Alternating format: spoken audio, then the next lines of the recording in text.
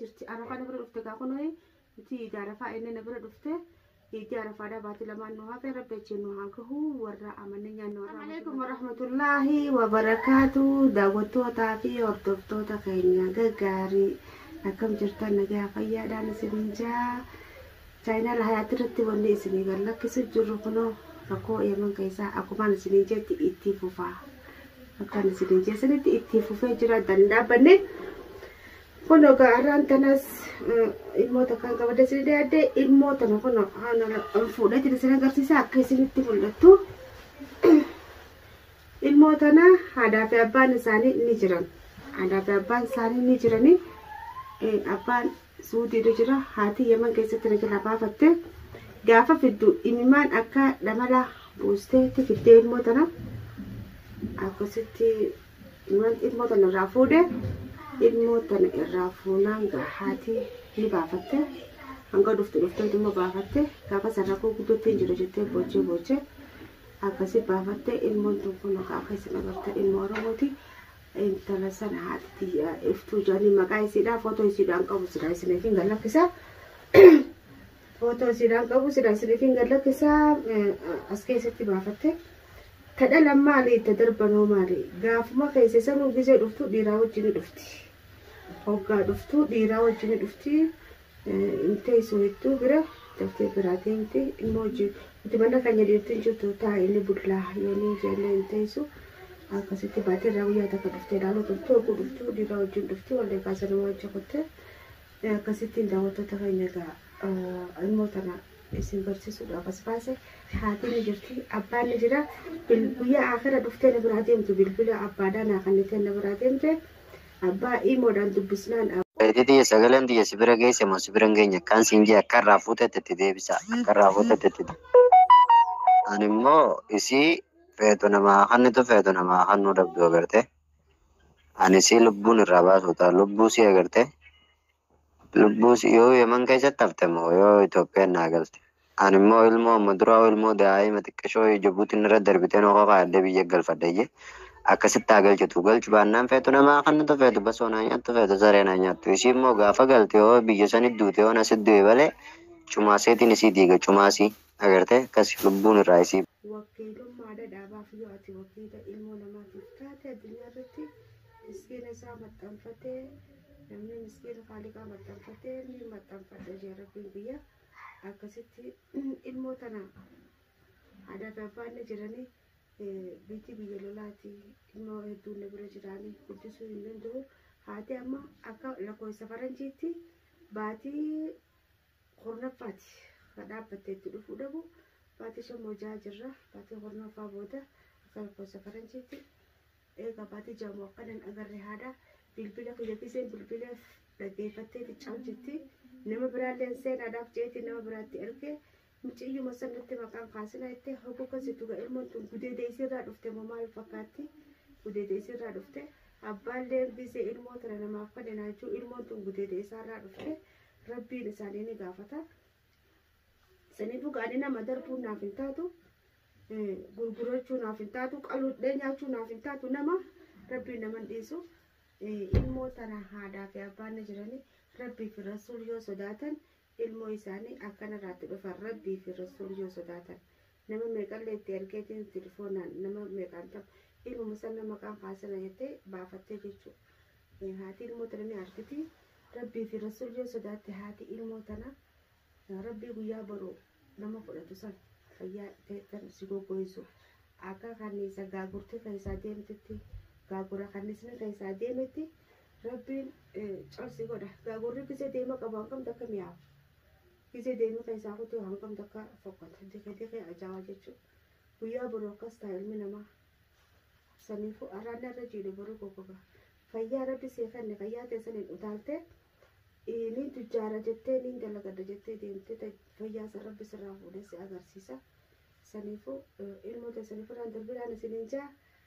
haata ilmoo tanaatis yoo ka viidiyoo kana argitu taate abbaanis ka argu taate haadha siiftuu jedhin uummanni kun warra biyyatti wal fuudhe uummanni kun biyyatti wal fuudhan ilmaan gaddaati isaan lachuu jaarsoodha isaan lachuu lagamii ta'edha biyya isaanii Gisee akkana ijoollee waan zarii addaan filu sirriitti fakkaatini ilmaan ganda takkaati ijoolleen tun.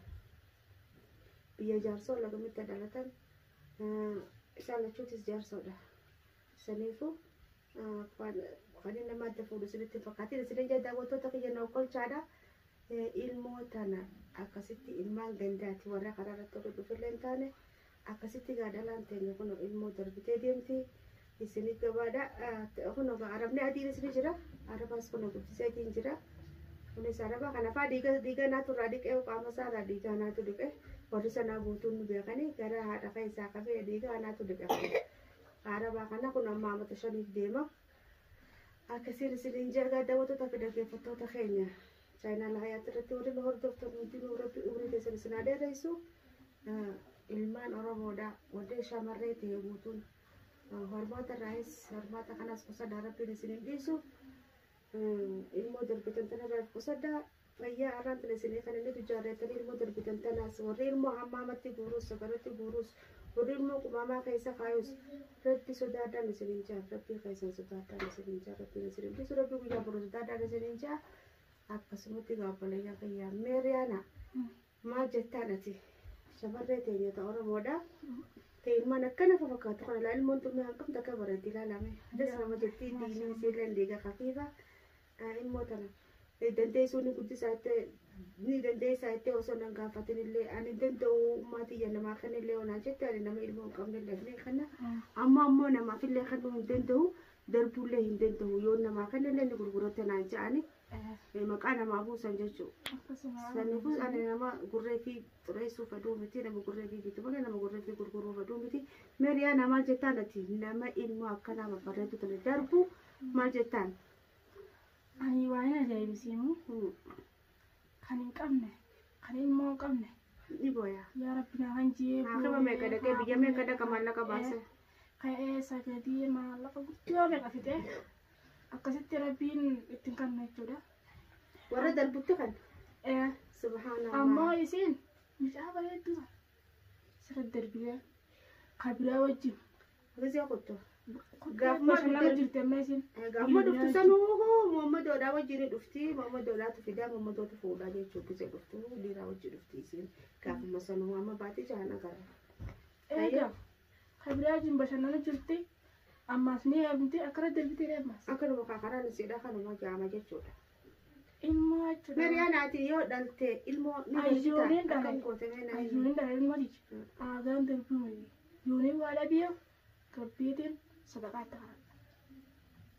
Sadaqaatti qaradhee guddifadha jechuudha. Haati ilmoodhaa gaa maqaa hedduu qabdiifiifu ajaa'ibooda urgaatu jira ilmoo tana tateessistee nama nyaattu.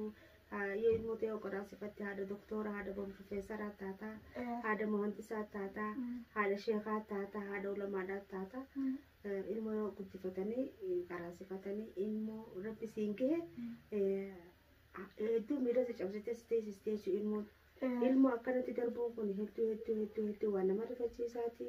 Ilmaan Oromoodhaa biyya teessanitti hin jirtanii biyya namaa jirtanii biyya namaa keessatti ilmaan keessan hedduu akkanatti haruu kanan guddisinaadhaa. Ilmaan haruu kan ofirraa xiqqee isaan isin leencaa ilmaan Oromoodha. Egaa kun keessummaan teenyattan egaa. Sumuni maqaan isin sumuni dhagaa'ee maqaa isin isin hin barsiifne daawwattoota keenya dhiiba wajjin maqaan isii sumuni umish harabat harabat umish ummata sidiftee baafatte. Kuno gal mo tanala osoo arma luusi senaati osoo ifitteen qabee ilmoon tulaan hanga fedhee nyaatee duwidee qaama godhachuudha dittee qaamni siidhaa godhachuu diddee hin dhaabbattu ilmoon tun ilmoo amata 3 na fakkaatti ilkee guutuu qabdi hin dhaabbattu doktora bira geessinaan doktorri lilmee feeti doktora lafeedha. Aannan hin duwine aduun harkanne miilli siidhaa laammaan tanaan dhaabbattu jechuudha ilmoon tun. Anillee dawaa hedduu nutti godhee sheekaa bira ni geesse dawaa sheekaatiin kenne dawaa hakamaatiin kenne nyaata waan viitaamina lafeedhaaf ta'u kan doktorri katabee ni kennee fi ilmoon tun miilaan dhaabbachuu ditti anu amata na bira kunogaa ilmoon tun amata na bira jirti hin dhaabbattu hin deemtu afaan inni haasa'itti mataan immoo nagaya qaba mataan nagaya qaba gude waa dubbanne ni deebisti.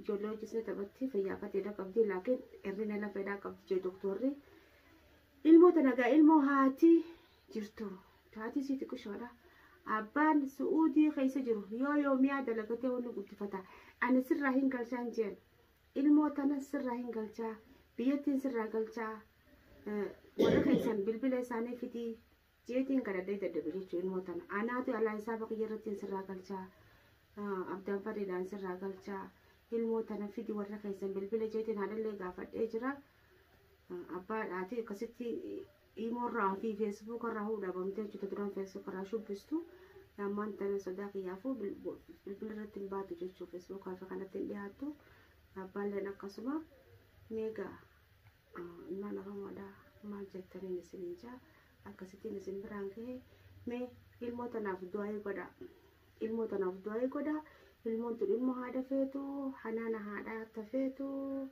ilmoo tana abbaan fedhe hanga fedhe yoo qabillee shurufkaa haadhaa san namni hin qabuu fi ilmoo tanaaf du'aa godha rabbiin haadha isii haa deebisuuf jaadha kanaaf isin deesse du'aa godhaadhaaf akka haadha isiidhaa rabbiin fiduuf takka abbaa isiidhaa rabbiin darbee fiduuf du'aa godhaan isin jaa daawwattoota keenya meeriyaana daawwattoota keenya salaamtaa gaafadhu na salaamime maal itti dhaammattaas Assalamu alaikum daawwattoota kiyyaa abboomtoota kiyyaa fayyaa qabdanii jirra jirtanii akkasumatti yaa nama miti jedhamu asii gadi bitee haftee akkasitti du'aa godhaa fi isin jaa sitti gara deebitee salaamtaa isin gaafattee riyaanaanii uummata keenya babal'aa qaqqaalaa jirtan biyya jirtan hundarratti bakka jirtanitti warri biyya jiruu fi warri biyya alaa jirtanii fi biyya keessa jirtanillee nagaa fi fayyaa rabbi isinitti haa ta'u biyya hunda gaabitaan adeemu jira yeman jabaatee bitiin adeemu jira du'aa nu godha nuti warra yeman jiruufilleedha